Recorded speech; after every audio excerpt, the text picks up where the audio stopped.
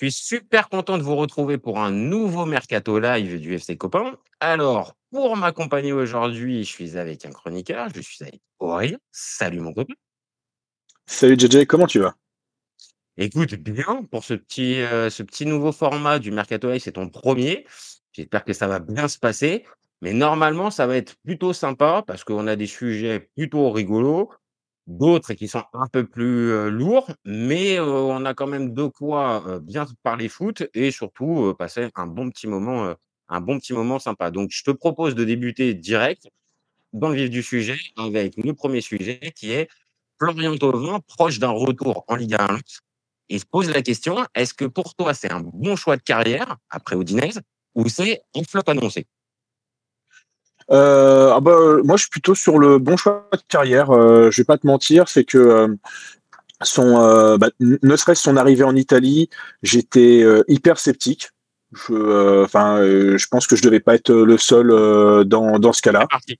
J'en fais partie, mon copain, j'étais pareil que toi, je ne voyais pas du tout, après les Tigresses, je ne voyais pas l'intérêt d'aller à Udinese et au final, ils m'ont fait manger mon chapeau. Bah voilà, c'est ça, c'est que quand même, il sort d'une saison à 8 buts et 5 passes D, il me semble, et C'est surtout ça. un brassard de capitaine. Donc, et je me dis, pour un Français dans le Frioulan,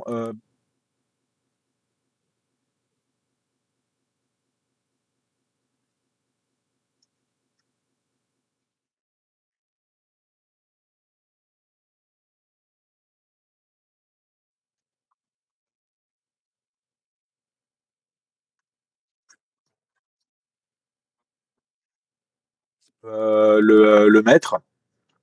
Finalement, bon, Non, mais non, bah, là où tu as mis, on va dire, tu as lancé un truc, c'est que, à la différence de d'habitude, là, Thauvin, il finit avec le brassard de capitaine et jusqu'à présent, Thauvin, il n'a pas l'habitude d'avoir ce type de rôle-là dans les équipes. Il peut avoir le rôle du top player, si tu veux, du gars qui va faire la différence, mais pas le gars qui va remonter les copains. Et là, je trouve, pour l'avoir, pareil, regardé un petit peu à Udinese, je trouve qu'il a changé même dans sa manière de jouer. Il est beaucoup plus collectif, il semble moins focalisé sur ses stats. Et ouais, c'est la belle surprise. Maintenant, est-ce que Lens, après cette belle parenthèse Udinese, est-ce que c'est un bon choix pour toi? C'est ça, moi, ma question. Est-ce que bah, pour toi, après ça, ça vaut le coup d'aller à Lens? il a tout à gagner. Lens est en train de se chercher. Lens, en plus, dégraisse à tout va. Ils ont cédé un joueur au Panathinaikos. J'ai bouffé son nom là. Oui, oui, Zaroury, ouais, qui est Ouais. parti au Panathinaikos. Je crois que j'avais vu un petit peu et je le trouvais intéressant. Il y a El Anaoui qui est aussi parti à l'AS Roma. Koyalipou qui va sûrement partir si ce n'est pas déjà le cas. Donc Mais il y a déjà qui est besoin de parti taulier. aussi, enfin, tu vois, il y a Mm. quand même des gars en moins et il y a pas de coupe d'Europe. Est-ce que là, en fait, si je te pose cette question-là, c'est que vu ce que tu vas me dire, tu vas me dire que Lens, c'est plutôt un club, plutôt compétitif en Ligue 1, il va jouer et tout ça. Mais est-ce qu'il aurait pas pu envisager un club un peu plus ambitieux qui joue la coupe d'Europe, en fait, en Ligue 1? Moi, je l'aurais plus vu dans un club comme ça. Parce que là, Lens, ça ressemble un peu à un ascenseur, en fait. Tu vas être un peu en stand-by, je trouve. Bah, entre Lens et Udinese, on va dire qu'en termes de comment euh, pas d'envie, d'ambition. Voilà, c'est le mot que je cherchais. En termes d'ambition, actuellement, c'est sensiblement identique. Même si je pense que Lens vise un retour en Coupe d'Europe. Ils y ont goûté. Je pense que c'est pas pour lâcher comme ça et que malheureusement, le dégraissage, c'est que dû à l'absence de droits télé. Sinon, je pense que ça les amuse pas de vendre des Kuzanov après même pas 36 matchs, quoi. Non, d'accord. Ah, donc toi, sur le papier, Lens, ça, même si c'est pas européen et c'est pas le club qui vise la Ligue des Champions en fin de saison, ça reste un club quand même intéressant dans lequel il va jouer et dans lequel il peut peut-être après derrière rebondir encore. Moi, ce que je me dis, c'est que tu vois, je vais partager les stats. Il vient de fêter ses 32 ans. Son type de jeu, fait qu'il va avoir encore quoi? 2-3 ans, on va dire au plus haut niveau. Sinon ça risque après d'être difficile ou alors peut-être il change son jeu et là, je trouve que après cette belle période udinese, il l'a fait pas fructifier, en fait. C'est mon sentiment. Après, peut-être les supporters lensois vont être déçus, tu vois, quand je dis ça, mais je trouve qu'il aurait pu viser plus haut, que ça soit en Serie A, peut-être un club Mm. type Fiorentina aurait pu le prendre, par exemple, ou ouais, un club européen en Ligue 1. Mais bon, ça semble pas être Ouais, ton on va dire max pour moi en Serie A, peut-être le sixième ou le septième, et peut-être le quatrième ou cinquième de Ligue 1. Mais je pense que si c'était, je prends par exemple, si ça avait été Lille, qui est parfois friand de refaire ouais, revenir des joueurs comme ça. Je pense à Rémi Cabella qui est quand même resté deux ou trois saisons. ouais, je crois que fait 3 jeux, 2 ou 3, Il me semble que ouais. c'est un bon 3. Tu vois, là, c'est pour moi, ce serait le comparatif, mais Rémi Cabella entrait plutôt dans la rotation. Là, Thauvin, il sera titulaire en puissance. Alors pour moi, il a déjà modifié son style de jeu parce que tu le voyais plus. Enfin, c'est ce que je voyais dans les positions mises par Transfer Market. Mmh. Ça vaut ce que ça vaut, mais il était plutôt milieu offensif central que quand il était Ailier. ailier. C'est pour ça, je l'ai dit tout à l'heure, il a commencé un peu à évoluer dans son jeu, sa place et même dans sa manière. Et c'est peut-être aussi logique qu'il devienne capitaine à cette occasion. Donc, je sais pas, peut-être plus que la maturité, il arrive peut-être au max de ce qu'il peut, de ce qu'il peut produire sur un terrain. Et moi, j'avoue, je reste sur cette idée, même si Lens est un joli club, il va pouvoir jouer, parce que tu as raison, c'est important à ce moment-là de pouvoir avoir un club où tu es valorisé, où tu joues réellement. Bon, est-ce que réellement, tu vois, pour terminer ce débat, est-ce que tu penses qu'il va mettre le doute dans l'esprit de Didier Deschamps en allant en allant à Lens? Non, je pense qu'il a même plus envie de mettre le doute dans l'esprit de Didier Deschamps. Il est toujours Il a présélectionné, hein. Il est comment? toujours faut savoir ça, j'ai fait ça, sur l'équipe il y a 2 jours. Il est toujours présélectionné depuis le début de la saison là avec Udinese, dans les listes de Didier Deschamps. Oui, mais les présélections, c'est une cinquantaine de joueurs. C'est vrai. Et ce qui est pas, enfin, ce que je trouve pas déconnant, mais bon, si je devais comparer ce qui est comparable, tiens, si finalement j'ai réussi à caler les JOCR, je me souviens en 2010, Olivier Saurin et Le Talec étaient présélectionnés, quoi. C'est vrai. Non, non, tu raison. Il y a en plus à ces postes-là, il y a Et il y a en du plus, monde. c'est pas con de le présélectionner. Il est plutôt il est performant à l'Udinese. C'est un joueur qui a qui a un certain vécu en équipe de France en étant champion du monde 2018. En attendant, s'il a une dizaine de sélections, c'est normal. C'est que après dans le cœur du jeu, bon, on en parlera, mais il y a beaucoup plus de joueurs qui Ah oui, comment oui, oui, oui, qui pourront occuper ce type de poste déjà et que ailier droit c'était compliqué. Surtout maintenant avec Dembélé, avec Olise, avec Kingsley Coman. J'ai envie d'y croire non, un petit mais peu. oui, je vois ce que tu veux dire. Après, on va pas se mentir non plus. À ce poste-là, OK, tu as un Ryan Cherki qui explose, qui saute un peu aux Ouais. yeux. Après, dans le rôle de fameux 8 avancés ou 10, il y a pas un réservoir non plus de dingo dingo non plus. Donc Thauvin, Non, mais pour moi, bon, on en reparlera, mais il y a une Nkunku. il y a Nkunku, mais on va en parler un peu plus tard, c'est une super bonne passe D, mais peut-être dans un autre registre, je vais te dire, il signe à l'AS Monaco, il joue la Ligue des Champions, il fait ses matchs. Je te jure que pour moi, dans l'esprit de Deschamps, il y a un doute. Là, Lens, il va avoir le paramètre Ligue 1 et il va dire: «Bon, Oui. OK, Non. Flo, il est pas mauvais, c'est bien, il fait ses matchs, mais jamais de la vie, ça instillerait le doute». Alors qu'on vient de dire 32 ans, avoir une place dans les 24-25, c'est pas déconnant pour, si tu es Thauvin à cette position-là. Mais là, Lens, pour moi, ça va le condamner. Mais bon, Oui, non, bah là pour le coup, mais tu connais il pas a. non, tu connais pas monsieur, Non, complètement, hein, non, pas non, sur le coup, je te suis complètement. Juste, je l'ai pas entendu. Alors peut-être qu'il dira plus tard dans la saison s'il commence à avoir des stats, évidemment. Mais pour le moment, il a jamais redit. Alors oui, je pense que chaque joueur qui a goûté une fois à l'équipe de France a toujours envie d'y goûter. tu l'as Mais dans il a la tête. jamais dit le Mais c'est vrai, non, non, tu 2026. raison. Non, non, c'est vrai, tu raison. Il a jamais Je précisé pense, de base: j'ai envie de, je veux revenir en équipe de France. Mon objectif, c'est la Coupe du Monde. Non, non, il a jamais eu ce type de déclaration et Deschamps n'a jamais laissé ouvert la En porte. revanche, je sais qu'on en reparlera aussi. Tu sais que si Giroud fait une bonne saison, j'ai un sérieux doute. Attends, c'est bien, c'est bien. Tu nous fais un excellent teasing, c'est parfait.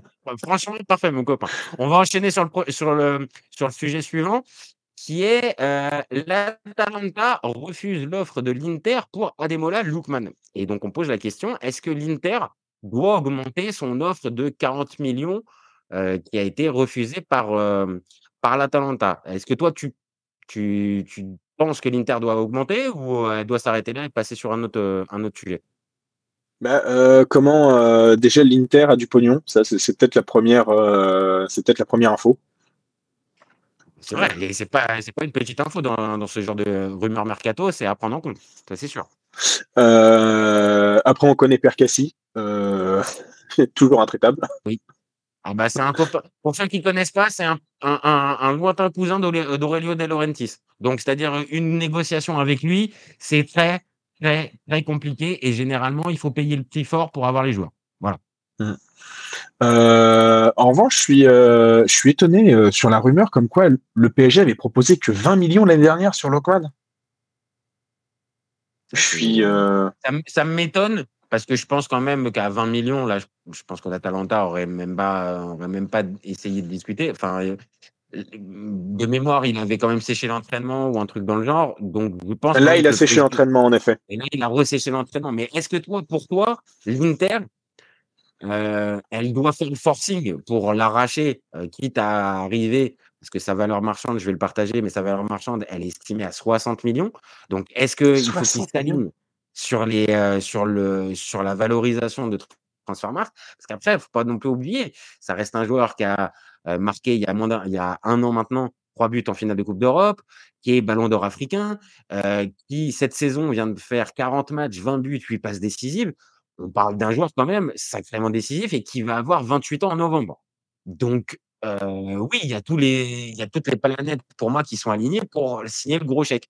Mais est-ce que toi, si tu es l'Inter, tu signes le gros chèque pour l'Inter, pour Lookman? Ou tu passes sur autre chose? J'irais pas à plus de 45-50, mais je pense que Percassi est capable de dire, attendez, il y a Ekitike qui vient de partir pour 100 millions à Liverpool. Mais ça fait partie, oui, comme on vient de le dire, ça fait Et ce partie qui des. fait que Darwin Nunez a marqué 5 buts en match de pré-saison, ce qui a dû jamais lui arriver. Alors là, et attention, là, on pourra se dire que Darwin Nunez, vu sa campagne de match de préparation, il a peut-être pris 5-10 millions. Après, on le sait bien, on le dit assez souvent dans cette rubrique. Voilà, c'est aussi beaucoup de spéculation, c'est beaucoup de bluff dans toute Mm. négociation. Mais là, bon, l'Inter a quand même semble intéressé vraiment par Lookman. Il faut quelqu'un pour remplacer soit ponctuellement ou soit plus sur la durée Thuram ou Lautaro. Taremi, ça marche pas. Ils essaient de le remettre dans un autre club. Arnautovic est parti, Correa est parti.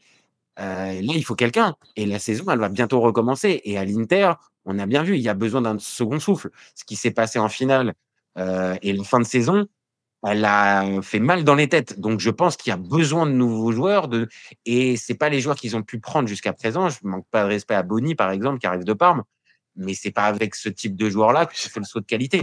Donc là, l'Inter, en se Bah, je lançant dans suis. Lookman, pour moi, ils sont obligés d'aller au bout. Moi, c'est ma Mais après, tu vois, c'est Lockman, il arrive pour quoi? Pour être titulaire?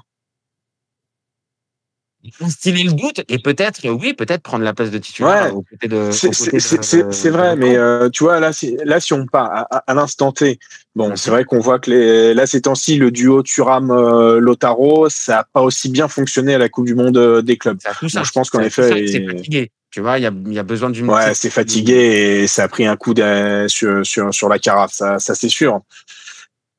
Mais on va dire, si c'est pour faire quand même partir quand même en dessous de la hiérarchie, au-delà de 40 millions, Oui, t'as raison. Ça, c'est vrai. Ça, c'est vrai. C'est On a eu ce débat-là avec Nico il y a quelques jours sur, par exemple, Alexander Isak qui veut peut-être être pris par Liverpool, alors qu'ils ont déjà pris Ekitike.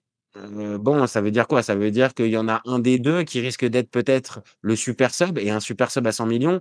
On c'est Ouais, merci. Waouh. et voilà, c'est tout le monde. Et n'oubliez pas les clubs, il faut travailler correctement. Attention, là, les supporters du PSG vont s'énerver, mais désolé, on est obligé de reprendre cette fameuse phrase qui est Non, sortie mais par les non, supporters. mais Ouais, à un moment c'est donné, pour ça. Moi, je rigole parce que ça me permet aussi de peut-être faire un peu du recul sur le PSG. C'est-à-dire que tu vois, quand on nous dit ouais, les autres clubs, ce serait sympa de travailler bien. Ouais, quand tu me dis tu prends le titulaire et le remplaçant à 100 millions, comment on fait? Enfin, comment on fait pour, on va dire, avec d'autres clubs qui ne bénéficient pas des mêmes moyens et pas des mêmes règles. Ouais, non, là, à un moment donné, je veux pas partir dans un discours, vraiment de prolétaire, mais là, on n'est pas sur les mêmes, on n'est pas c'est du tout ça. sur les mêmes, enfin, données et alors qu'on joue les mêmes compétitions. À un certain moment, on joue les mêmes compétitions, donc c'est problématique. Maintenant, pour en revenir à Lookman, toi, ce que je comprends, c'est que plus de 45 pour un gars qui va rentrer dans la rotation, c'est trop. Donc toi, tu irais pas jusqu'au bout dans l'affaire pour arracher Lookman? C'est ça, et en plus, comment alors je suis assez étonné, c'est vrai que t'as partagé les stats tout à l'heure de Lockman à l'Atalanta. Je l'ai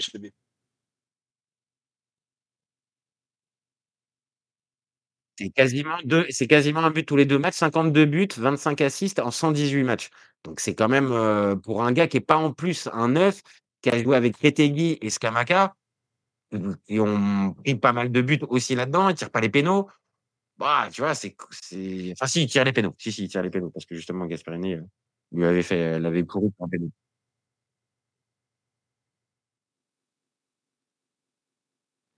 À ce jour, après le tournoi de Varreggio, tu vas Allez, mieux le traiter quand même. la petite faute donnée pour Ah ouais, Gasperini, bah oui. c'était normal, Ah c'était logique. bah, C'est ah, bien, c'est assumé, donné avec classe, ça passe très bien. Donc OK, pour conclure notre débat, voilà, toi, tu irais jusqu'à combien? 45? 50? ouais, 45, ouais. Ouais, 50 grand max. C'est vrai que sa valeur, c'est 60 millions. Après, Transfermarkt, il y a ce côté parfois un peu gonflé. Oui, oui, oui, Euh, oui, c'est une stat qu'on a. Maintenant, c'est pas la référence absolue. Maintenant, c'est vrai qu'on a peu d'informations sur les valorisations et Transfermarkt revient très souvent comme la référence. Mais tu as raison de le dire, c'est pas parce que Transfermarkt l'a mis à 60 millions que forcément il faut l'acheter et, 60 millions et il et le faut, quoi. problème, c'est que tu vois, j'ai toujours tu vois, on commence à connaître le foot depuis pas Depuis mal d'années, longtemps. mine de rien. Tu vois, et 40 millions, tu me dis 40 millions il y a 10 ans pour Lockman, moi, ça m'aurait limite un peu choqué, quoi. Ah oui, oui, oui, ah bah, clairement, clairement. Maintenant, on voit des El Bilal Touré qui sont transférés à 35 millions d'euros. Bon, c'est vrai que ça fait relativiser. Ah Ça oui. ça fait relativiser. Ouais, Allez, bah, on va passer au sujet suivant qui est Lucas Chevalier doit-il aller au Paris Saint-Germain? Et on pose la question, est-ce que le club parisien a raison de faire le forcing pour le signer? Sachant qu'on le reprécise, il y a un Donnarumma qui est encore dans l'effectif. Donc est-ce que pour toi, le club parisien a raison de faire le forcing? alors pour une fois, alors raison de faire le forcing, bon, on va dire oui parce que on va dire le club le plus grand club français à l'heure actuelle. Je précise pour éviter de. Ouais, je sais, JJ, ça fait un peu mal, J'ai mais rien dit, j'ai rien dit. J'ai fait comme si j'avais mal entendu, c'est pas grave, c'est pas grave, c'est pas grave. euh, et encore, hein, il y en a qui regardent le club du siècle. Ne partons pas plus loin, c'est bon, vas-y, c'est l'équipe la plus compétitive en 2025 française. Voilà, Voilà, il y a pas de débat là-dessus. voilà, l'équipe la plus compétitive en 2025 française. C'est vrai que ce serait bien qu'elle ait quelques Français. Lucas C'est ça Chevalier étant en plus c'est ça tout compris. Ça tout euh, compris. sûrement le futur gardien de l'équipe de France. Je suis d'accord. Ce serait pas mal. Maintenant, dans les faits, bon, t'as dit Joe, il marche sur l'autre puis qu'il s'est fait balafrer par Singo. Ah, C'est peut-être ça d'ailleurs, tu as raison de dire, on a cherché à chaque fois depuis des semaines, des mois, la raison de la montée en puissance. Mais c'est vrai, depuis le coup de savate de Silvio, c'est vrai que c'est lui, elle date de lui, la montée ah, en puissance de mais Silvio. il est stratosphérique. En plus, faut le dire, c'est vraiment, hormis, bah voilà, ce qu'on a vu, ces problèmes de plongeon à Liverpool, et ben on l'a pas vu. Je revoyais une vidéo sur la frappe, je crois que c'est d'Odegaard, où il est quasiment masqué. Ouais, ouais, ouais, il la voit pas partir. Il la voit pas débuter et il se détend super bien. Il en a fait aussi contre Liverpool des énormes, contre Aston Villa. Non, franchement, c'est difficile. Alors, on a eu le débat avec Apodessigno et Nico sur Chevalier parce que forcément, ça revient sous plein d'aspects. Est-ce que toi, pour toi, Donnarumma, il a, est-ce que ça montrait un peu de classe que de le faire partir juste pour le côté, contrat qui est pas prolongé? Alors qu'au fond, on le sait, c'est pas réellement pour le contrat qui est pas prolongé, c'est plus pour les caractéristiques de jeu au pied et de style de gardien qu'il est pas gardé. C'est pas enfin, tu trouves pas que ça manque un peu de classe Bah, sur pour le ce moment, côté-là, c'est genre? plus le contrat qui est mis en exergue. C'est vrai il lui reste plus qu'un an de contrat. Alors ce serait drôle, c'est que le PSG perde Donnarumma libre, sachant qu'il l'avait récupéré libre. C'est un peu le sens de l'histoire, hein. On est bien placés pour savoir, toi et moi, tu C'est sais ça. le mieux.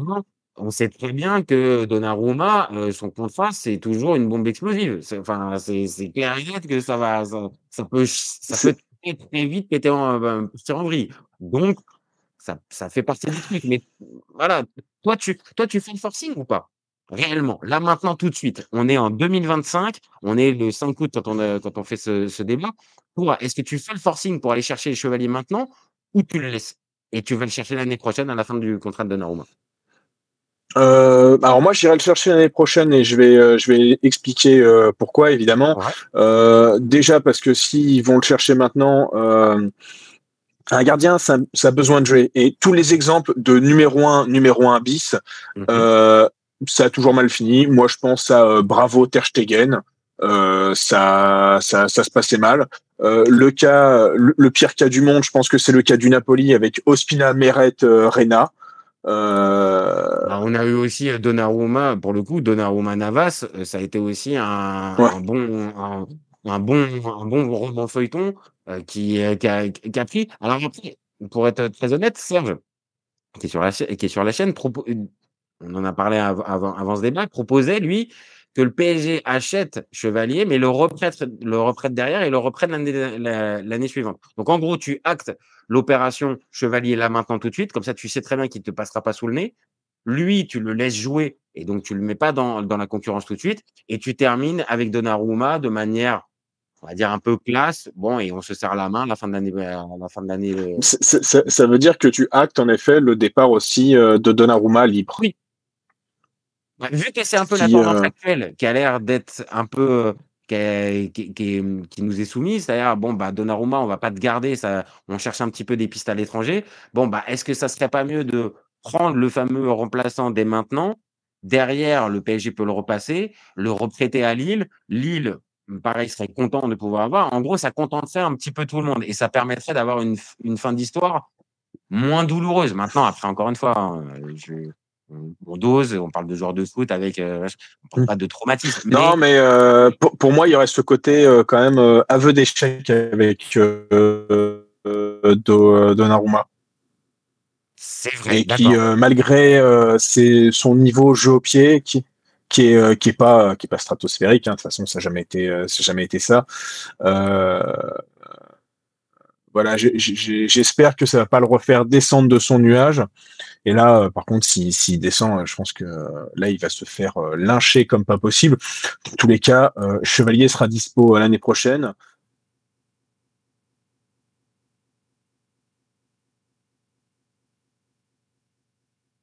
Oui, c'est vrai. C'est le Bayern n'a pas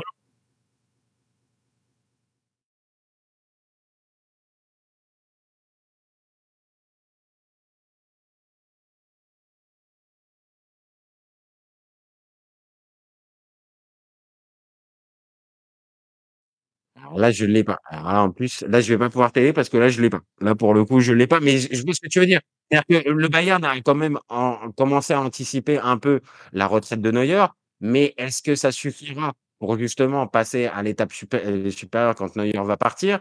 est-ce que justement, le nom de Chevalier va pas être coché et pas aussi coché par d'autres clubs l'année prochaine? Et que même si Bah, le je PSG pense aura par fait sa exemple à vingtaine, l'Inter, tu vois, Sommer, voilà, voilà, même à Milan Manchester City, même à Manchester c'est City, souvent attaqué par Ederson, Maignan. ouais, enfin, Ouais, honnêtement, il y c'est a ça. plein de possibilités. Donc là, en fait, en faisant cette opération-là, c'est vrai que pour moi, si j'étais le PSG, c'est ce que je ferais. Je le prendrais, je le remets derrière à Lille, je finis avec Mmh. Donnarumma et je le récupère l'année prochaine tranquillement et il a continué, on va dire, sa progression parce que comme tu l'as dit, l'important pour un joueur, surtout de cet âge, c'est de jouer. Donc là, il continuerait de jouer, il continuerait de prendre de l'expérience et ça permettrait de derrière faire la transition, le mieux possible. Donc Bah, surtout que, imagine s'il joue pas assez, il met sa place, enfin, s'il risque sa place alors dans les 23, 24, 25, je sais pas combien on va encore être à la mmh. Coupe du Monde, Ouais, ouais, non, au moins il peut 20. se mettre en Ouais. danger. Il peut se mettre en danger à ce niveau-là et ça serait dommage vu son niveau de performance, son âge et sa progression de pas jouer. Donc ouais, partons sur cette idée. C'est vrai que mine Mmh. de loin, tu plutôt une bonne idée sur ce dossier. Bon, on va passer au sujet suivant. Alors là, c'est un petit peu plus sombre.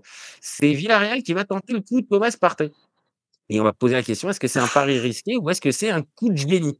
Alors coup de génie, c'est peut-être un peu fort parce que, voilà, on parle d'un joueur qui est suspecté C'est un coup de génie d'agression, comme Greenwood, si on doit faire des comparaisons. C'est comme Greenwood qui finit à Retafe, avant exactement, d'arriver à mais l'OM évidemment, mais il faut pas oublier Retafe avant. non, non, tu as raison, l'OM n'est pas le 1er à l'avoir récupéré, il était d'abord passé par l'étape Retafe. Donc est-ce que là, Villarreal qui tente de récupérer Partey gratuitement, parce qu'on parle d'un joueur qui n'avait pas prolongé avec Arsenal, qui a une valeur marchande importante, est-ce que c'est un vrai bon coup? Allez, coup de génie, c'est peut-être un peu fort, mais est-ce que c'est un vrai bon coup? Ou est-ce que c'est un pari risqué? Parce que, comme on vient de le dire, les affaires judiciaires, vont lui tomber dessus et donc on va avoir un joueur soit qui va être peut-être pas concerné à 100 et deuxièmement, qui peut peut-être être suspendu, rapidement. Donc est-ce que ça vaut le coup, toi? Si tu Villarreal, tu aurais tenté le coup? Ben, je vois déjà beaucoup de grondes des supporters. OK. Donc voilà, pour moi, ça, rien que pour ça, je me dis que alors il vient d'être libéré sous caution parce que j'avais, tu vois, on en avait parlé, j'avais préparé un peu et il a été libéré sous caution, mais en effet, son procès peut tomber incessamment sous peu. Enfin incessamment, je pense, il faudra encore attendre une bonne année. Hein. Quand même, bravo aussi à Arsenal d'avoir su cacher ça parce que on se doutait que c'était lui. On se doutait fortement que c'était lui et bravo Arsenal qui a bien caché. Oui, Mais oui, sinon après, là pour le coup, ça a été intrinsèquement. vraiment un vrai bon secret bien gardé, hein. Alors là, extrêmement bien gardé. On l'a appris comme par hasard au moment où on apprend qu'il ne Mmh. prolongera pas et donc qu'il n'est plus un joueur d'Arsenal. Franchement, niveau timing, parfait les gars. Donc toi, si je comprends bien, tu tu suis les supporters de Villarreal en disant: «Non merci, c'est bon, on fera avec ce qu'on a ou avec d'autres joueurs, mais pas ce type de joueur». Ou à l'inverse, tu es un peu moins regardant et tu t'intéresses juste au ballon et tu dis: «Bon, bah, sportivement, c'est un bon Ah coup» bah et au puis ballon, Thomas Partey, il a fait ses preuves à Atlético, il a quand même fait ses preuves à Arsenal. On a tous besoin d'un Thomas. c'est ça, ça reste quand même un joueur, plus de 500 matchs chez les pros. L'année dernière, 52 matchs, 4 buts, 3 passes décisives en première ligue, 44 matchs de Champions League, international, ghanéen. Bon, oui, J'ai pas fait sportivement, la liste des milieux de Villarreal. c'est un but. Tu dit quoi? J'ai pas fait la liste des milieux de Villarreal.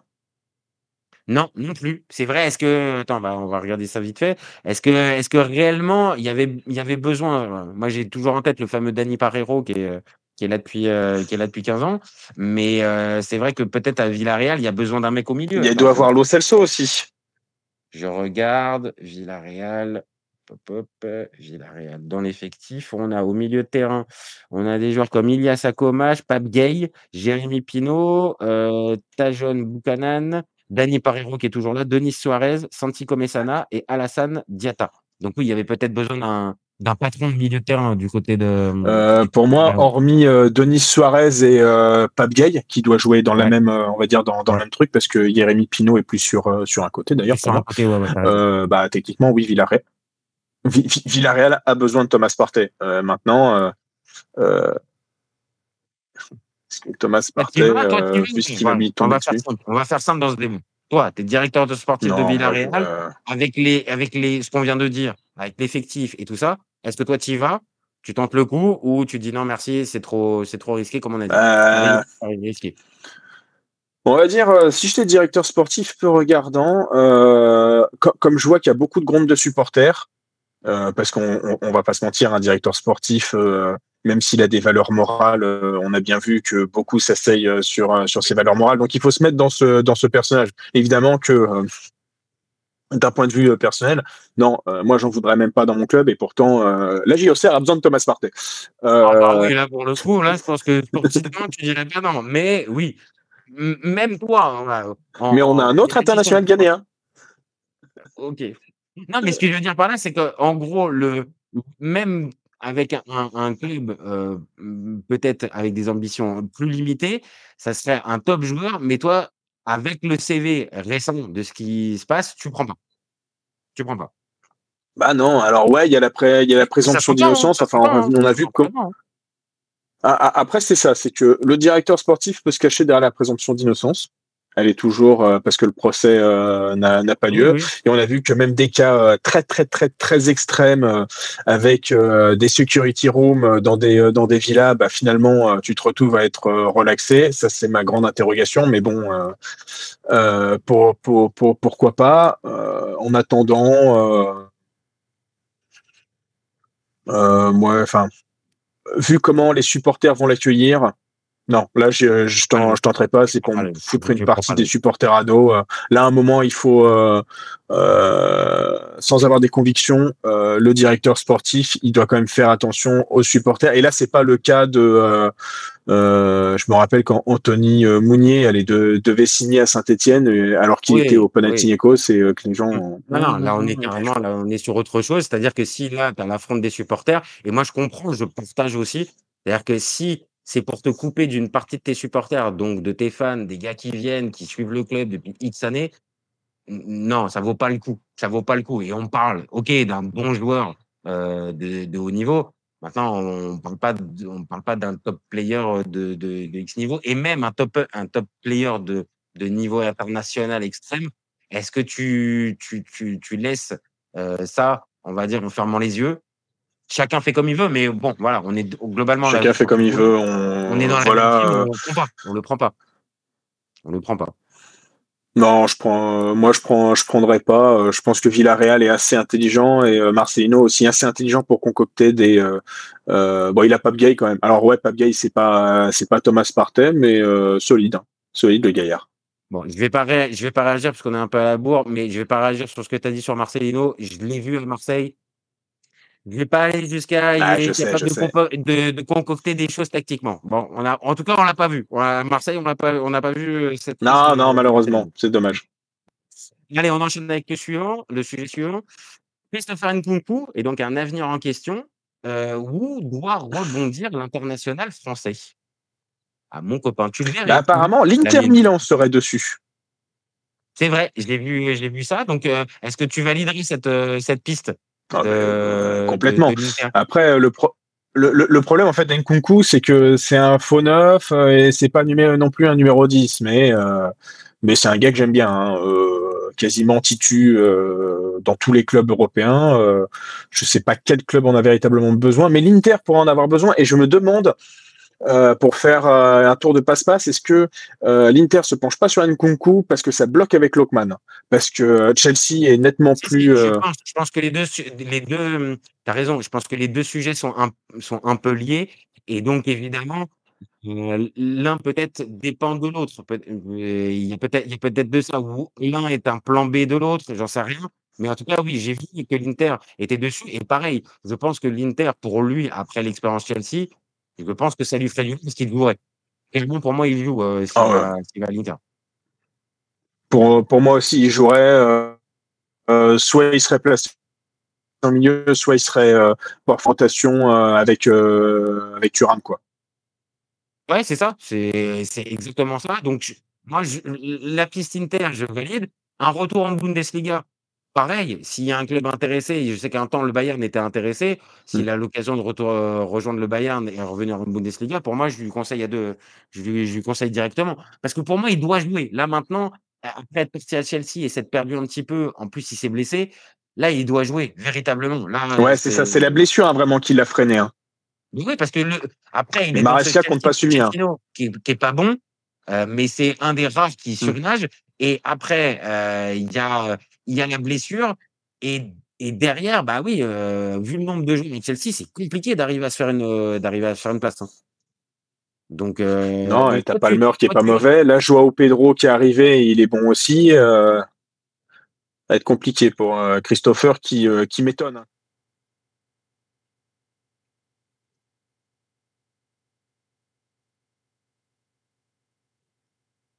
c'est vrai, sa progression, elle est pas fulgurante, mais elle est quand même assez impressionnante parce que de ce qu'on avait pu voir au PSG quand il y était, alors vraiment, et c'est pas parce que j'aime pas forcément le PSG, mais je le voyais vraiment pas du tout exploser comme ça. Je le voyais même pas devenir international français, pour être très honnête. Donc sa progression, elle a Pareil. été dingue.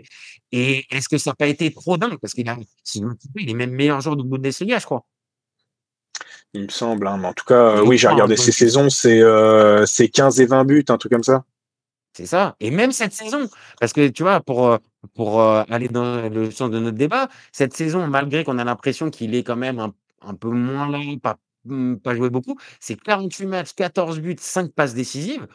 Pour un gars qui est mis enfin, on va dire un peu de côté, c'est pas des stats faméliques quand même. Tu vois, Oui, mais c'est beaucoup de buts en C4. C'est en C4 que Maresca laissait Nkunku jouer. Et je sais pas, Lyonia ou un truc comme ça. Voilà, c'est pas Bournemouth quoi. Oui, d'accord. Je suis d'accord avec toi. Maintenant, il a quand même su rester, on va dire, concentré, positif, et que Maresca ne le sorte pas de la rotation. Il est resté dedans. Et on le sait, généralement, ce type de joueurs-là, quand ils commencent à être moins concernés, à moins jouer, ils peuvent avoir tendance à être de moins en moins bons. Là, lui a continué d'afficher un niveau de performance, mais on vient de dire, pour moi, il doit jouer, en fait. Il doit absolument jouer. Donc Christopher, je ne sais Donc, pas où s'il y tu a veux. l'opportunité Inter, c'est vas-y, fonce mon garçon. Et pourtant, hein, je pense qu'il va nous faire du mal, mais je Je pense aussi pense à la aussi. France et, Angleterre, dans un autre club anglais, et tu le verrais? Tu le verrais dans un autre club anglais? Newcastle qui a besoin de joueurs, il me semble. Hein. Ah ouais, c'est pas con. C'est pas con, Newcastle, ça pourrait. Alors, peut-être que ça va être un peu moins ambitieux sur le papier que Chelsea, mais là, tu as la perspective de jouer. Tu es entouré d'un Guimarães, d'un Sandro Tonali. Ça va, tu vois. T'es pas. J'avoue, c'est pas con. Ligue 1? Non, Ligue 1, compliqué par contre. Ligue 1 pour. Il y a qu'un club qui peut se positionner dessus, quoi. Je crois pas qu'il soit Et je décidé à la pense ramener. qu'il ferait du bien, ce club, d'ailleurs. Ah, c'est vrai que là, pour le coup, Nkunku au PSG, j'avoue que ça serait pas complètement déconnant. C'est vrai que là, pour le coup, ça aurait ça aurait un petit peu de sens. Bon, on va passer au sujet suivant. On va passer à la Ligue 1 et on va se poser la question du TFC. Est-ce que le TFC a le plus faible effectif de Ligue 1? On pose cette question-là parce que la préparation estivale des Toulousains a été catastrophique, mais alors vraiment catastrophique. Donc, est-ce que pour toi, c'est le plus faible effectif de Ligue 1, Toulouse, au moment où on parle Le de sortie TFC de a saison? bien porté son nom. Il fallait que je la cale quand même, parce que je m'en serais voulu. Pas mal. Jeu de mots, ça passe. J'aime beaucoup.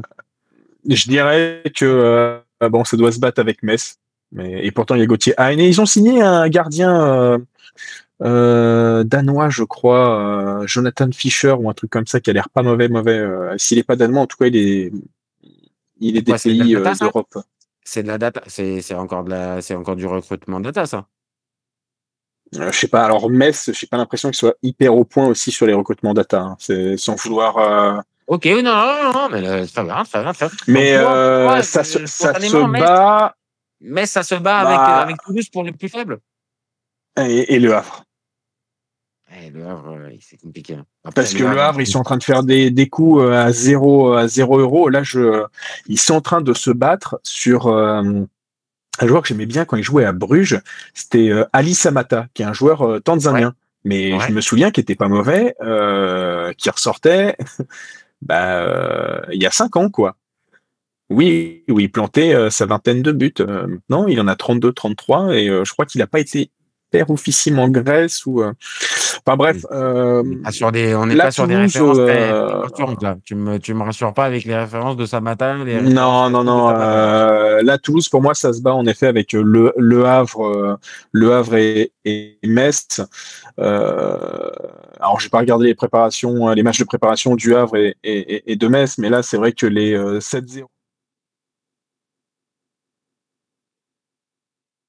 Alors après, c'est ce que tu précisais, faut le repréciser. Apparemment, le match contre Stuttgart était un peu plus long que les temps étaient un peu plus longs. Bon, n'empêche que le résultat reste quand même bien, bien dégueulasse. C'est quand même, ouais, tu vois, et on est sur 5 matchs disputés. Là, je suis en train de partager les stats. 5 matchs disputés, 0 victoire, un seul match nul contre Pau et 2 buts inscrits, 17 encaissés. Ouais, là et puis au-delà de ça, tu as perdu un Bouklal, tu perdu, attends, il y a qui d'autre qui est parti encore? Il y en a un autre important qui est Babika. parti. Babika qui est parti Mais aussi. Babika, il est pas vraiment titulaire non plus, hein. Ouais, mais n'empêche que ça te fait Et quand même. c'est 5 buts en 45 matchs, un truc comme ça. D'accord, mais après alors c'est peut-être parce que son match au Vélodrome, il avait une impression visuelle où il avait fait des différences complètement dingues. Bon, dans la finition complètement catastrophique, mais il faisait des différences. Donc, ce que je veux dire par là, c'est que ça fait un joueur aussi sur lequel peut-être tu pouvais un petit peu t'appuyer, qui a des limites, mais sur lequel tu peux t'appuyer, qui part aussi. Et le fameux recrutement de la data, plus le départ de Comoli, plus, on va dire, ce modèle qui peut-être arrive à son max, un recrutement qui est pas anticipé, ouah non, pour moi, ils ont toute l'équipe qui va descendre. Ils ont, Ah ils non, mais c'est un constat partagé. Comme tu dis, en plus, ouais, comme on est parti, déjà, ça avait pris un sacré coup dans la gueule avec la perte de Dalingra et de Van Den Boomen. déjà. Euh, Mais ils avaient réussi, euh, à garder encore certains joueurs et après dans la mm, data, c'est peut-être là où il va falloir leur faire confiance. Peut-être qu'ils vont être en capacité de pouvoir, on va dire, pallier ces manques. Maintenant, le truc, c'est que j'avais l'impression que Toulouse, ces 2 dernières saisons, avait un peu plus anticipé les recrutements. Là, on est au mm. 5 août, l'effectif, il est enfin pas catastrophique, mais il est insuffisant et il y a toujours pas de joueurs qui se ramènent. Donc là, le championnat commence dans moins de 10 jours. Je sens le début À catastrophique. part Après, Djibril Sidibé, non, il y a Mackenzie, un truc comme ça, ouais, et, Tu as Mackenzie et Sidibé, oui, qui peuvent et Rest, même si, on a vu Egbo. des limites à Guillaume Rest. Bon, factuellement, il est encore, dans l'effectif. Donc, tu as encore des valeurs, mais ça commence à faire maigre pour faire un 11 de qualité pour pouvoir se maintenir. Et même Le Havre que tu disais, même Metz, je sais pas, tu vois? Metz va avoir le truc du promu, donc tu sais comment ça se passe aussi. La JOCR, elle l'a été l'année dernière. Avec ce côté, on a envie de montrer à tout le monde qu'on est en capacité de pouvoir tenir, qu'on est en capacité de pouvoir s'imposer. Mais là, pour Toulouse, la motivation, oui, oui, vraiment ça sent pour moi, ça sent pas bon. Vraiment, j'insiste, je les vois descendre. Ah, pour moi, Novell est le premier coach qui saute. Ouais. Non, non, je te suis, je te suis. Donc après, on va pas faire un débat de 3 quarts d'heure pour enterrer les Toulousains. Ça se trouve, ils vont nous surprendre. Mais là, encore une Ah fois, ben, c'est ce qu'on souhaite aussi, hein. Les Pitchouns, voilà. enfin, j'ai pas d'animosité contre eux. Ça a été un joli vainqueur en 2023 de la Coupe de France. Juste, en fait, c'est dommage. Tu vois, c'est le mot, moi, qui me vient à Oui, parce l'esprit. qu'en C'est fait, dommage entre les que montées, pratiquement 3 ans plus tard, tu te dis, ouais, c'est ça. C'est en fait, c'est un peu dommage. Tu as eu la montée en Ligue 2 avec un espèce d'élan, le stade qui commence à se remplir, alors que pendant des années, Toulouse, c'était un frigidaire, le stade, il y avait personne dedans, il y avait pas d'ambiance.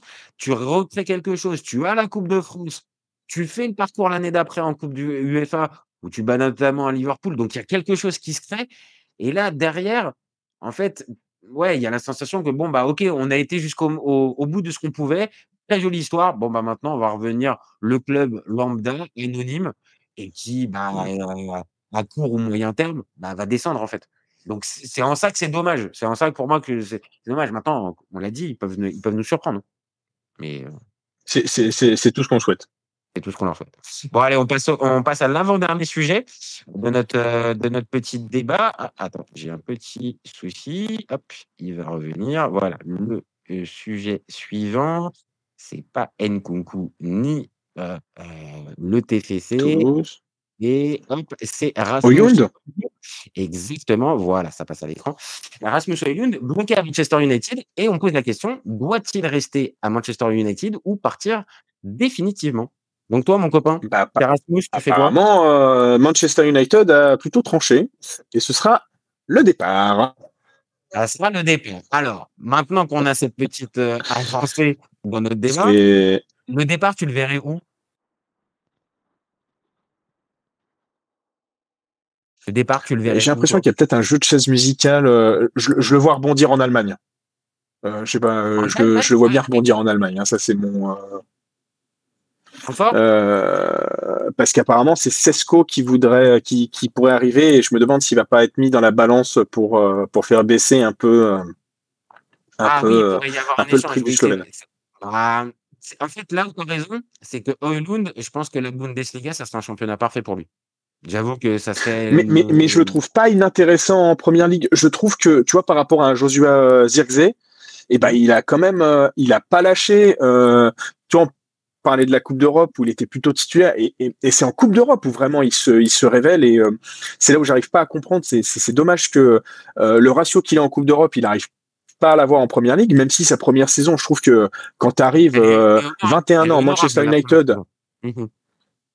Elle est honorable. c'est ça, t'as eu des ratés, mais tu tires dans ton dans un Manchester United complètement en décrépitude, tu tires ta dizaine de buts et je crois que c'est 6 buts en Coupe d'Europe. Donc moi j'aime bien. En fait, ce joueur-là me surprend parce que quand il arrive à l'Atalanta, je me dis bon, qu'est-ce qui nous a encore sorti? Finalement, le gars met ses 9 buts et est plutôt intéressant dans le jeu. Il part à Manchester United, il reste intéressant même si il est perfectible. Enfin, d'un temps, si tu dis qu'un joueur de 22 ans il est pas perfectible, il y en Oui, a très ça ne peu sert à des rien de. joueurs. Oui, je suis d'accord avec toi. C'est ça. En fait, est-ce que c'est Je pas le verrai. l'attente? En fait, je pense que le problème pour Højlund, c'est l'attente qu'il y a eu autour de lui, le montant de transfert, l'âge et très vite, on a essayé de tenter un parallèle alors que ça sert à rien, mais un parallèle avec Haaland, avec, ah bah voilà, ces Mm. 2 attaquants athlétiques, physiques, scandinaves, qui jouent pour les clubs de Manchester, donc ça va être et je pense que Højlund, c'est pas un Haaland, assez logiquement, comme plein de joueurs, ils sont différents, il a des caractéristiques différentes et que on avait eu le débat au tout début de la chaîne sur ce sujet-là avec Matteo et on s'était posé la question de savoir s'il devait partir aussi vite de l'Atalanta et moi j'avais dit: «Je à sa place, il partir à Manchester tout de suite». Parce que Mm. ça C'est ressemblait au ça. Bourbier. Il aurait fallu qu'il fasse une saison supplémentaire, une saison pleine avec l'Atalanta, prendre cette expérience-là et derrière tu vas signer dans le gros club avec le gros contrat, mais tu as déjà plus de billes. Là, il est parti trop jeune, pour moi, trop tôt, avec Mm. une attente démesurée autour de lui. Et là où je te rejoins complètement, c'est que ses performances, elles sont pas dégueulasses, mais on ne regarde qu'une seule chose pour les attaquants de pointe, c'est les stats. Et les stats sur cette saison, bah voilà, je vais les partager. C'est 52 matchs, 10 buts et 4 passes décisives, toutes compétitions confondues. Et ça, pour un attaquant à Manchester United, faut être très clair, ça ne suffit pas. Ça ne suffit pas. C'est ça. Et, mais tu vois. Si vous voulez revenir en Serie A, je connais un club milanais en rouge et noir qui cherche un attaquant. Viens mon grand, viens mon grand. Mais alors là, je t'accepte, mais à bras ouverts. Aucun problème. Rasmus Højlund, tu peux venir à Milan quand tu veux. C'est ça. Et je partage, voilà. Moi, c'est vraiment. En plus, ils n'ont pas l'air de demander. Enfin, ils demandent apparemment une trentaine de millions ou 35 millions.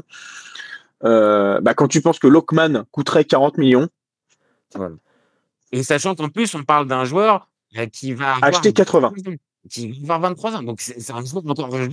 OK, Mmh. on a bien vu peut-être certaines limites au moment où on parle. Maintenant, le cantonner, on va dire, à ce joueur qui ne pourra pas réussir dans un gros club, on le dit souvent, il y a cette phrase qui ressort souvent, il y a pas de mauvais joueurs, il y a que des mauvais contextes. Est-ce que là, on n'est pas clairement là-dedans avec, comme tu l'as dit, Manchester qui est un bourbier en ce moment où vraiment, tu changes d'entraîneur, tu changes de plan de jeu, d'effectif tous les 6 mois. bon, c'était peut-être le mauvais choix. Donc oui, toi, tu le verrais plus. Tu avais dit spontanément en Bundesliga, mais Serie A, ça peut coller aussi. En plus, il la connaît. Ouais, c'est ça. Je me dis, si tu as réussi une fois en Serie A, pourquoi tu réussirais pas une deuxième fois? La Bundesliga, je le vois faire une Patrick Schick. Euh, Ouais, non, ça donc, peut, franchement, comme tu dis, si il y a un business, il y a une transaction en plus entre Sesko et lui, j'avoue que ça pourrait être une bonne porte de sortie. Leipzig, ça se joue quand même assez offensif.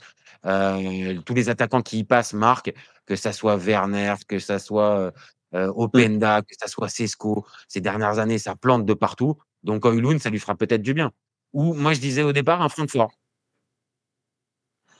Ouais. Oui, non, mais ça peut le faire. Bah, surtout qu'ils ont perdu Mahmoud, donc Marmoush plus Ekitike, et et généralement les Kikike, mecs oui, ils sont quand même pas si mauvais que ça pour Hmm, pouvoir relancer des gars. c'est vrai. Bon, ils ont tenté Eli Wawi, on attend encore le premier but d'Eli Wawi, hein. Bon, Ouais, allez, au dernier sujet qui est, je pense qu'il va bien t'inspirer celui-là, qui est Olivier Giroud à Lille pour une dernière pige. Et donc, on va poser la question: est-ce que le LOSC a raison de miser sur le buteur de 38 ans? Toi, tu penses? C'est une bonne idée ou pas? Alors, grand professionnel. Il a J'ai peur. disputé là ses J'ai peur. premières. J'ai très peur avec le Ah, grand professionnel pour me répondre, ou j'ai peur de la fin de non, l'analyse. non, non, Vas-y. non, non, non, non, non. En plus, mon amour pour Giroud est Oui. incommensurable. Je pense s'il y a bien un joueur qui doit servir d'exemple dans tous les centres de formation, je pense que c'est ce joueur-là. Pour moi, il faut raconter son histoire. Enfin bref, ça, c'était que mon avis. Euh, Donc comment toi, au-delà de est-ce que ça, toi, tu es le LOSC? Est-ce que tu vas sur, Olivier Giroud, alors que tu viens de perdre plusieurs joueurs, dont un Jonathan David, qui était ton attaquant phare? Donc il ne vient pas pour le remplacer, pour la jeunesse. j'ai regardé, à part Mohamed Bayo, ils n'ont pas d'autres attaquants de pointe. Hein. Et est-ce qu'on peut considérer Euh, Mohamed Bayo comme une vraie solution? Je suis même pas sûr. en tout cas, même sur la route, il a du mal à faire des lignes droites. Donc, en dehors de ça, Mohamed Bayo. Non, mais après, grande saison avec Clermont quand même. Je l'avais pas Faut vu pas venir. Je l'oublier. l'avais pas vu venir celle-là. Alors là, celle-là, elle est pas Ouais, mal. ouais, mais Elle est c'est le très problème, forte, c'est celle-là. d'avoir, ouais, Pas mais mal. c'est parfois les petites anecdotes comme ça qui respotent. Pas mal. Non, très, très bonne, très, très Euh, bonne. Donc oui, ils ont que Mohamed Bayo au moment de parler. Donc oui, il fallait du neuf. Il fallait du joueur pour occuper tout de suite voilà. le plan, Comme tu le dis, terrain. il faut du neuf. Bon, du neuf de 38 ans, mais on a tous Burak Yilmaz en tête. On a aussi Patrick Ouais. Kluivert en tête. Alors, on peut l'appeler ça, parce que Mais évidemment, son passage-là, il est resté un peu confidentiel, mais c'était pas bon. Pour te non, paraphraser, c'était pas bon. c'était pas bon. C'était, je crois que c'est 4 buts dont un doublé sur penalty, un truc comme ça. Donc, Oui, c'est pas bon du tout. C'est pas bon. non, mais au-delà de ça, après, d'un point de vue professionnel, Olivier Giroud, c'est plus proche de Burak Yilmaz que de Patrick. C'est Patrick Patrick, Kluivert. Même si, alors attends, je suis obligé de partager juste les stats. L'année dernière, enfin, son passage au LAFC, ça reste quand même 38 matchs, 5 buts, 3 passes décisives. C'est quand même ah pas non, c'est pas gégé bon. quand même, hein. C'est mon seul bémol, mais un sublime coup franc. Un sublime coup franc d'Olivier Giroud avec le OK, LAFC. OK, ça rentre en ligne de compte et c'est vrai, il Ça peut rentre en ligne de avoir, compte. Je rappelle qu'on a utilisé les coups francs sur un neuf français qui a été un running gag jusqu'à cette année. oui, non, non, tu as raison, tu raison de le préciser. Il a eu, dans cette saison, compliquée, il a quand même eu quelques petits moments, on va dire, un peu de rayon de soleil. Mais, on l'a vu, toi et moi pareil, la dernière saison à Milan, ça commence à être plus difficile Ça l'enchaînement des tirait, matchs. ça Là, tirait. cette saison en MLS où, que tu le veuilles ou non, tu perds en intensité parce que les matchs, c'est pas la même chose, le niveau, tu perds. Est-ce qu'à 38 ans, l'intensité physique de la Ligue 1, parce qu'on peut rigoler sur la Ligue 1 et de son niveau, mais l'intensité Ah, mais physique, l'intensité physique, elle est tout le monde le dit clairement en plus plus. Hein. Tout le monde le dit. C'est qu'autant on dit ouais non mais les entraînements, je les ai connus plus c'est ça, c'est à la cool, intenses on a du mal ailleurs, à mettre les mais joueurs sur au l'impact niveau. physique, c'est ça. Je te rejoins. Donc ce championnat-là est physique, compliqué. Il sort pas de sa meilleure période. Moi, j'ai l'impression que ça peut ressembler à une fausse bonne idée, vraiment. Ah, ça peut ressembler, surtout que, tu vois, pour moi, le mariage Olivier Giroud, Los Angeles FC, ça devait marcher. Mais vraiment, hein, ça Oui. devait marcher. Alors peut-être qu'il y allait un peu trop en dilettante parce qu'il a retrouvé son copain Loris et qui, je sais pas, ils sont peut-être passés plus de soirées à faire du poker ou faire Non, des mais c'est vrai que c'est étonnant. C'est étonnant. En plus, j'ai vu comment l'image. tout simplement des dîners en couple avec leurs femmes respectives. Euh, mais euh, mais en tout cas, bon, là, ce qu'il affiche en termes de volonté, il a l'air vachement chaud. Bon, les premières minutes contre Dortmund ont été un peu difficiles. Enfin, d'un côté, si c'est son premier match depuis quasiment un mois, c'est pas maintenant que je vais lui jeter la pierre. Oui, voilà, c'est pas là où tu Euh, l'attends euh, véritablement. Tu vas l'attendre dans les matchs de compétition, au début de la Ligue 1 et dans des moments un petit peu plus compliqués. Donc tu attends peut-être pas forcément tout de suite de Giroud, on va dire au 15 août pour la première journée. Mais dans l'enchaînement des non, matchs, c'est ça. il va être important normalement. Donc il va pas avoir non plus le temps de monter en puissance.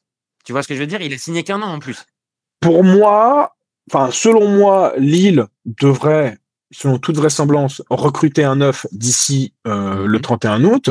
Mmh. Enfin, du moins, je l'espère, parce que, bah, comme on l'a dit, Mohamed Bayo, malheureusement, bah, OK, il a pas il misé est, sur lui. comment, je sais plus, je crois que c'est Fonseca qui avait quand même essayé de le relancer un peu, bah, ça le fait toujours pas. Bon, bah, on sait que ça le fera pas avec Bayo.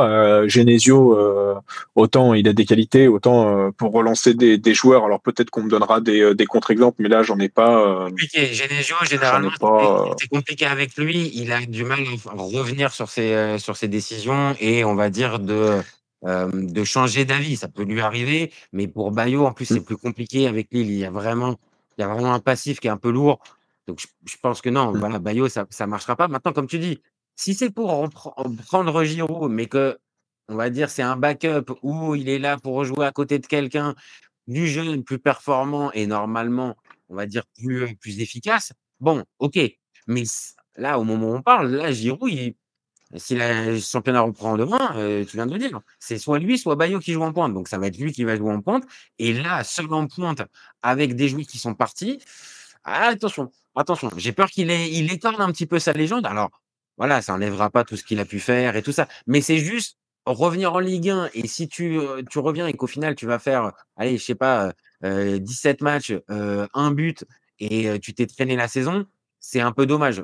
J'aurais été toi, je serais resté à LA, j'aurais pris la fin de mon contrat et je serais parti. C'est ça. Bon, alors pas j'ai bon espoir, peut-être que, mais s'il fait, on va dire 20, on va dire sa trentaine de matchs, mais avec pas mal de backup et qui fait 7-8 buts, ce sera une réussite. Mais pour le moment, ouais, grosse interrogation parce que bah, ils vont perdre Zegrova. Euh, C'est ce qu'on dit donc depuis je des suis un mois, mais peu. bon, Zegrova, il y a beaucoup de bruit, mais au final, il y a pas Bah, grand là, j'ai monde eu un et donc push. ah, Là, je Info Foot Mercato qui, pendant notre live, l'OM vise Edon Zegrova. l'OM? Oui, l'OM. Bah, Info Foot Mercato. Maintenant, voilà. Donc, bon.